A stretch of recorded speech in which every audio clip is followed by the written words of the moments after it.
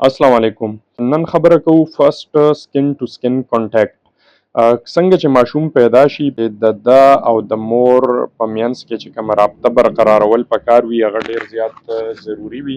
د هغې ریزن دا دی چې سکن ټو سکن کانټیکټ مطلب دا دی چې د ماشوم هم په جسم باندې کپړې نشته او د مور هم په جسم باندې کپړې نشته او د دې دواړو جسم د یو بل سره اټیچ کول د دې بې انتها فایدې دي. یو دوه درې زه ستاسو سره شیر کول غواړم. اولنۍ خبره خو دا ده چې څنګه ماشوم پیدا شي او دی د مور د سکن سره اټیچ شي، د سرمن سره ولګي، نو دا ماشوم ډیر سیف او ډیر سیکیور فیل کوي. دویمه خبره دا ده چې اکسیټوسین چې کوم دی هغه ریلیز شي.